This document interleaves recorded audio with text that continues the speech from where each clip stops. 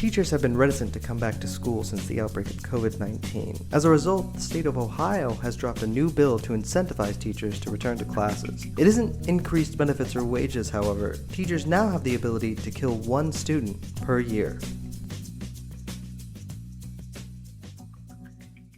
PTA members hated it at first, but then a teacher kindly reminded them if something unfortunate happened to their kid, well, they wouldn't be in the PTA anymore. So if they wanted their weekends and their summers free, we could help them with that.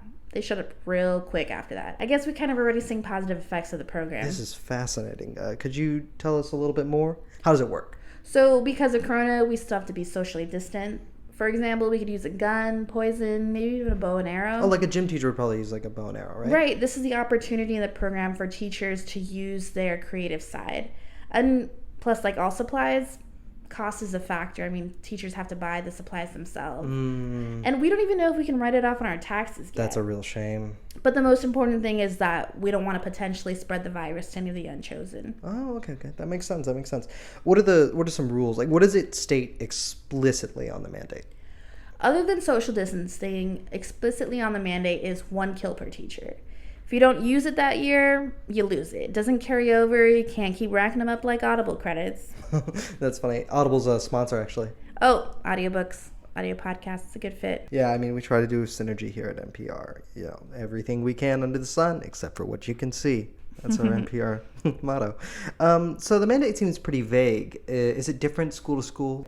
The implementation is different school to school. I mean, you need to make sure that it's a right fit for your school community. So, for example, we're a smaller school, about 50 teachers. So it's like an etiquette almost. Yeah, exactly. So what we've decided to do internally is we will kill 1 student a week. I mean, you don't want to run out of your kills before Christmas time. It'll just really kill the holidays. Yeah. And you want to keep the numbers on your side. We want to be respectful as possible, about the eliminations. Otherwise, the kids might revolt. Exactly. And again, they're chosen into this program. We want to make sure that they're valued, that their selection into this program is valued. Okay. How do you do that? Well, like I said, what we've decided to do internally is to be respectful, that we're going to mourn the chosen with moments of silence over the PA. During assembly, every teacher gets to say something nice about them. The whole thing, the teacher that did it, though, they skipped that day out of respect. Seems only fair. Oh, okay. That's a human way of tackling this. Thanks. We want to spread the right message about this program. I mean, schools have an intense history with violence. Oh, you don't have to tell me. 5 years as a teacher, I've been through 2 school shootings. I even switched schools between them just to get away from these crazy kids. Wow, that's crazy. But they're everywhere, I tell you. I mean, I hope, though, that this helps thin the herd enough so that school shooters don't feel as inspired to act. Correct me if I'm wrong, you said 50 teachers. I don't think that's enough to, thin the herd, in your words.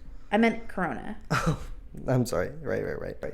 Just to close us off, what do you have to say to any detractors of the incentive? People who think that this is kind of extreme and it puts children in real danger.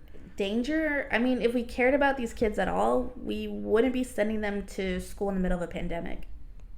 That makes sense. Thank you so much for your time. Thank you so much for having me here.